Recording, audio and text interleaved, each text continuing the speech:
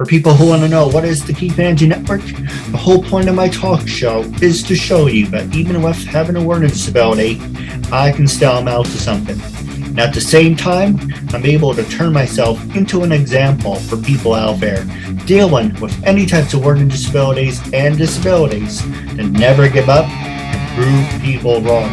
Prove to them that labels do not dictate who you are and who you're going to be, so prove them and still amount to something. Hi, I'm Floro comedian, and I just worked with KeithAndrewNetwork. He is absolutely the best. Even though I'm in California and he's in New York, he might be my fourth ex-husband. Looking forward to it, Keith. Ladies and gentlemen, you're watching the one and only Keith Andrew Network. That is right. You are watching the Keith Andrew Network that's available on YouTube, LinkedIn, Twitter, and all social medias. Today's goal is to reach 100 episodes. Make sure to like, subscribe, read your comments on Facebook. Me and my guests would love to interact with you guys. Today we have back on the show PX, my good friend PX, and thank you for being with us. Welcome back. Hi, Keith. Thank you so much for having me back. Or Keith Andrew. Thank you, Keith Andrew Network, for having me back. Sorry, it's been a crazy pandemic, so I'm sure a lot has happened. I don't know if the last episode we did was during the pandemic, or was it before? Well, actually, I wrote it down. The last time we talked was actually season 7, episode 644. So we're at, about 3 years. It was actually now, say 6, and we're at 9. Because then we did another one with the kids, and that was during the pandemic. I know that one for sure. So 3 years. Wow. So it's right before the pandemic hit. It's good to see you, Keith. No, likewise. I hope you're doing well and the kids are doing well. Kids are great. I'm doing a lot better. A lot has been going on. A lot can happen in 3 years. So surprisingly, I'm still alive. I'm still here. No, absolutely. So anyone who wants to see our last episode, that was episode 644. Make sure to like and subscribe. Season 7, episode 644. So our goal, for all my episodes, our goal is to reach over 100 views. Now, the first thing I want to point out, I want this episode to be different from the very first time. Obviously, I have a background, so a lot has changed in 3 years. But you did bring up a good subject. The first one I want to ask you is the pandemic. Do you think it's a lot of people would think I'm an asshole for looking at it like this, but uncensored. Do you think it was a blessing in disguise with the pandemic? Because people always said, I wish I can stay home and do absolutely nothing. And now that everyone has gotten what they wanted, it's now they want to go back. They want their wives back, go back to normal. So the question I want to ask you, with everything that has happened, and, thank God, you're in good health. Has this given you the time to sit back and rethink your life and your career? Honestly, I was still working when the whole pandemic hit, and I was working, if not more than anybody else was, other than the people in the medical field. Obviously, they were working 100 times more. But I'm in mortgages. So as far as my day job, right, I'm in the evening, I'm in the entertainment world as far as doing stand-up comedy. And in the daytime, I'm doing a regular 9-to-5 job. And I would like to say it was both, right? It was a double-edged sword. It was a blessing and a curse. I think it was a blessing for the government because they did some major population control in some weird way that started to happen. And a blessing for me was that, yes, I was able to work from home, but I was the person that did not want to work from home, right? Especially being a stand-up comedian, like doing Zoom shows, going out, doing live comedy. It wasn't the same. So that was the cursed part. But the blessing was like, it made you appreciate live comedy, right? It made you appreciate going out and being able to do comedy. And another blessing was that I got to spend more time with my kids, right? Because they were home. I was home. I mean, we wanted to kill each other at certain points in our lives because you have 3 preteens, myself, trying to just get our stuff together. Internet's going down, you know, they're not getting up for school when really they only have to just roll out of bed. Like it was a challenging pandemic. And I would have to say it's a blessing and a curse to have it, because, you know, there's a lot of things that we can all be grateful for. I personally, like I said, I just told you what I was grateful for. What's a curse is, you know, not being able to experience things normally, right? Like my kids, they're COVID teenagers. So they didn't experience like high school like we did, junior high like we did, you know, go to school dances, right? Be able to socialize, going to the different classes and experiencing that. So to them, the pandemic was like a curse. Like they didn't get to experience real life or real high school, teenage life. And now that they're in it, like they don't even know how to react. Like being in the new school, right? Learning to make friends. I mean, there's still bullies out there. And to me, that's like a blessing, because now they're experiencing real life, right? They're experiencing how high school is supposed to be, how junior high is supposed to be. And now they're embracing it and enjoying it more. But other than that, I think it's a blessing and a curse. And I'm going to still keep thinking that, because I don't know if I've told you, Keith, but you're looking at the cure.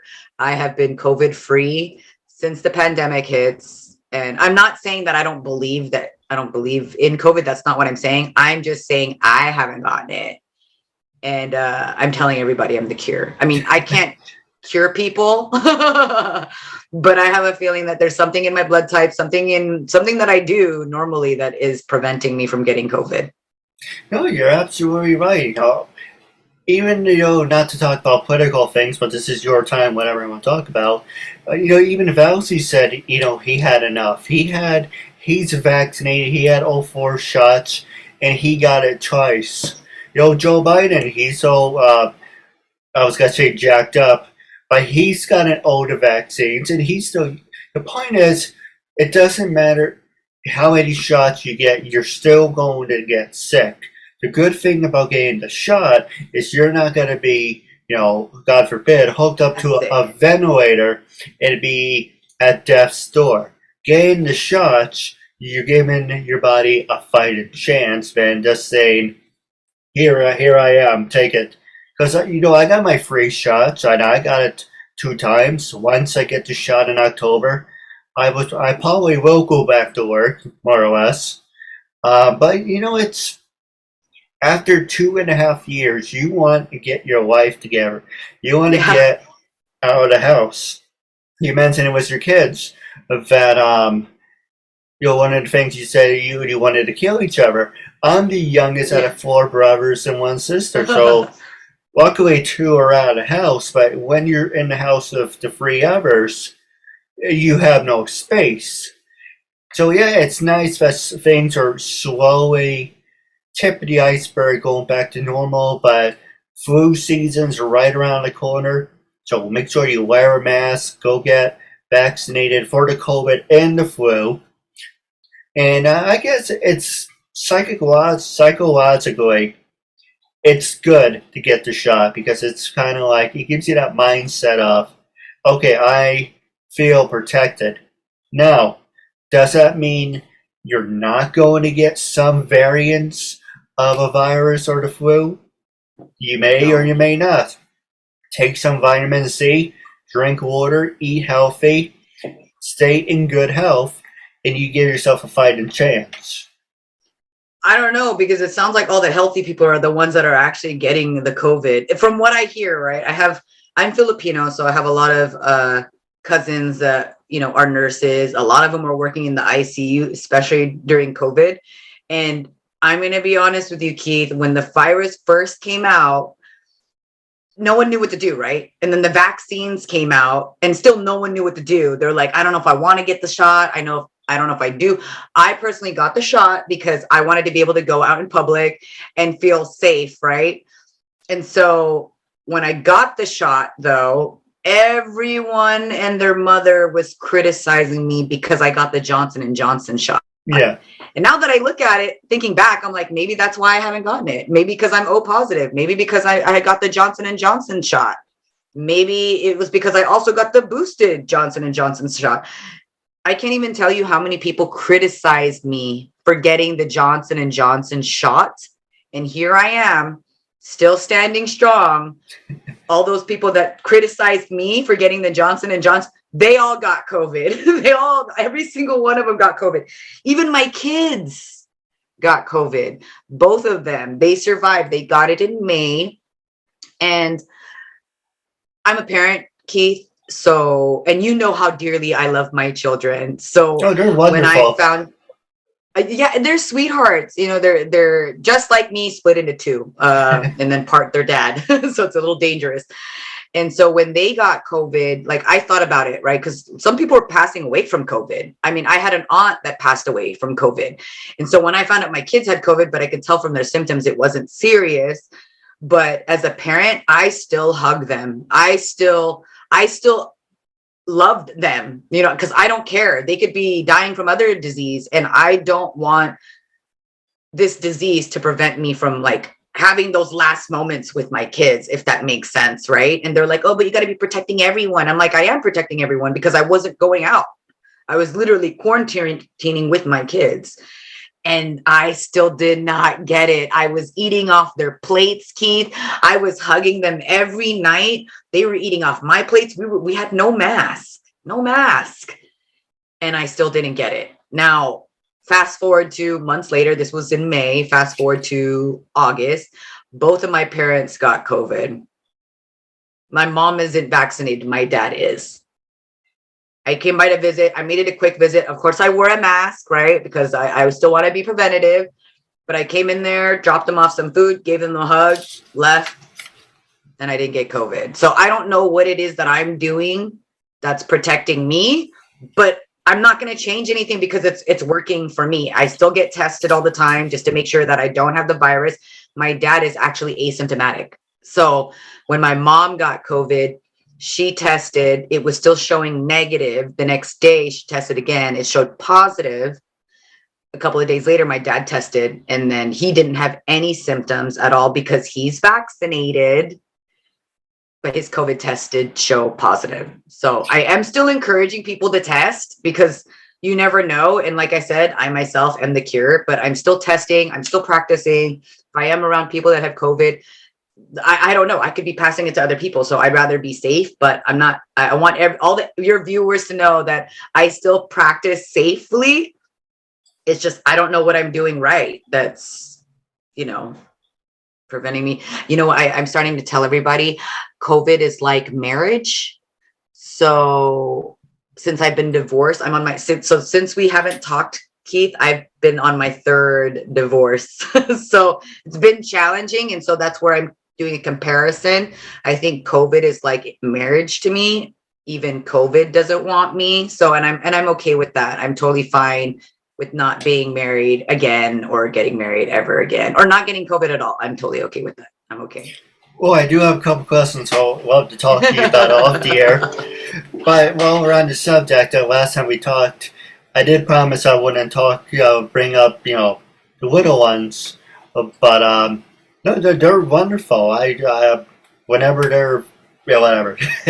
But like I said, I did promise I wouldn't bring it up. But you bring up a question I do want to ask. With everything going on in the schools, are you worried having them in the schools? No, I'm not. And parents are already told that they have to get all kinds of vaccinations before going to school. To me, what's one more? You know what I mean? And it's not just for your children, it's for other children as well, right? So I'm for it if it's required, but I think that parents and children should still have the choice, right? If they are required to be vaccinated or if they're not. Because I know for flu shots, or well, not all of them, but I know for flu shots, chickenpox, all those other things are mandatory for kids to start going to school. So, I mean, what's one more shot? But I know some parents are like, no, I don't want my kid to get the shot. No vaccination. No, I get it. But let that be their choice. And then those parents, those children have to understand the consequences right? Of not being vaccinated. Like some of them are like, well, why am I grouped up with all the non-vaccinated? Because you're not vaccinated. So you need to be grouped up together, right? Why are these kids all grouped up? Well, because they're vaccinated. So they need to be together. Same with teachers. Teachers don't want to get vaccinated. Put them, let's be proactive instead of bitching and complaining about, oh my gosh, the system's failing. You know, we're not doing anything. I think us as individuals, as humans, we need to start stepping it up because the government's obviously not going to do anything. I mean, they're already trying to tell us women how to control our bodies. So let alone trying to get us to control vaccinations for our children. Give us the choice. You know what I mean? Just give us the choice. And there's even kids that are like, I want the vaccine. And the parents are like, no, I don't want you to get the vaccine. So it's kind of like, what's going on, you know, in the households? Like, I'm not saying it's a bad thing, but I can agree with people. Everyone is entitled to their own opinion. They want to get vaccinated. They don't want to get vaccinated. That's up to them.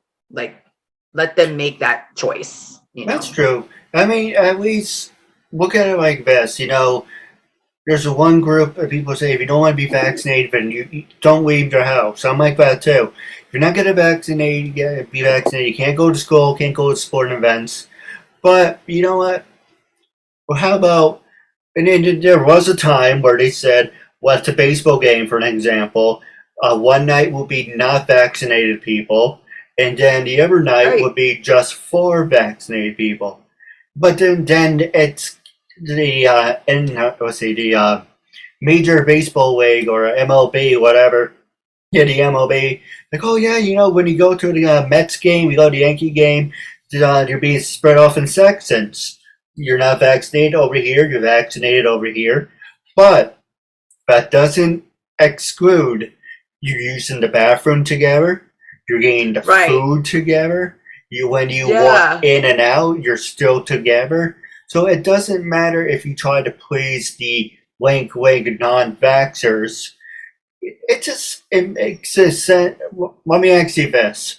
You know, with monkeypox, you know, eventually people will get their shit together. Eventually, oh my, they're just making stuff up at this point, Keith. They're just. I mean, I'm not saying the monkeypox isn't real, but it's like I can't keep track. I can't keep track of all these viruses that are coming. But I just thought, sorry to interrupt. I just wanted to touch back on what you were saying. You're absolutely right. We can keep segregating everyone vaccinated and not vaccinated, but then they're still using the bathroom, using the restaurants. Okay, are we going to start segregating those? Like, because that's the key. That's the word that keeps coming out of my mouth and out of everyone's head. It's segregation. We're getting back to segregation based on vaccinations. I mean, it just blows my mind. We're supposed to be moving forward, and I feel like at this point we're just going back. We're going backwards, and it's not even on color, right? It's not on race. It's on vaccinations. It's on health conditions, which again, not everyone's a doctor. So who are we to make that determination? And I don't know. I wish there were big companies out there planning more and providing more solutions instead of torturing their employees to go work while with COVID. Like, well, I do have a bunch of questions, but I might as well stay on this subject. You know, look at you mentioned big companies, global warming. You know, we're in the upstate in New York, but it isn't just upstate New York. It's the whole northern hemisphere. The whole area now, from America, Canada, England, if we're going into a drought, and people are like, well, what can we do? Well, big companies can stop counting their money and plant trees. They can reduce, there's so many different things where we can do to fix the planet. How about stop digging for oil? Stop digging for oil. Yeah, you don't need to dig for oil. You know, in Israel, they actually take water from the ocean and they convert it into drinking water. California can do that, but God forbid someone with an IQ can come up with that. They're, oh, so it's too much money. Sometimes I kind of wish, you know, an asteroid wouldn't come fast enough, but or an alien invasion. The human race really is. The human race can do amazing things, but at the same time, the stupidity is just freaking staggering. Like, look, go get vaccinated, be nice to each other, stop digging for oil. There are so many different options we can do. If Israel can do it, and China can do it, there's no excuse why we can't do it. Monkey see, monkey do. I don't understand why. I've heard that a lot. I've even heard of people Australia and Africa building water filtration systems, and these are places that don't have clean water. Yeah, you know what I mean. There's a guy that drives. He's an ex-military guy. I saw it on a news article, and what he created a truck that water filtrates any water. So he was going to Detroit, Michigan, I guess, right? Because their water is really bad out there. And he was filtering their water, and people would come with their jugs to get their water filtered because he created this thing. Tell me why his truck got vandalized and damaged. Like, this guy's trying to change humanity right now. but that's in the the problem. United States. So I think what's happening, Keith, is there are people with super high Qs that are out there to help, but someone obviously does not want these people to be successful, and they're vandalizing something that is helping humanity. So where's the problem, right? Why is the government not stepping in? And some governments have stepped in when they're like, oh, we're going to take the patent on that because you shouldn't have that. Like, what? But that's the thing. The government does. Like steam-powered cars. Like, that was a thing back in the day. And Ford, I don't know which motor company bought it, but they bought the rights to that. Hence why we don't have steam-powered cars right now. But imagine if we did. True. We could drive using water.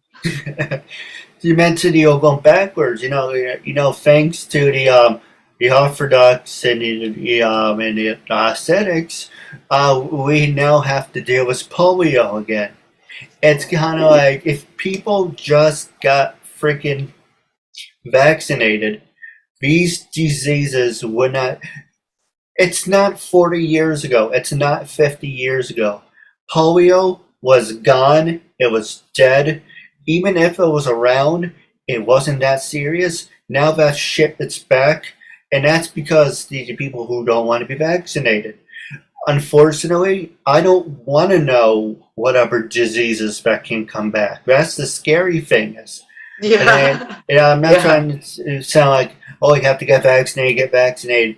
The point is, it isn't a bad thing. It's not a black and white thing. It's if you get vaccinated, we can slow things down that if they don't really completely disappear, but you can have control of the situation. But monkeypox, polio, climate change, okay, you can't really do anything about climate change. But, COVID, monkeypox, all these other shit, it's kind of like we're doing a great job killing each other, but we're not doing a good enough job of keeping people alive, being nice to each other. Because people said with the whole COVID, people have this different mindset. People kind of devolving into the selfishness. But it's kind of like you are your own worst enemy. Pull your head out of your ass and say, I'm going to do what's right for me. It's about doing the right thing.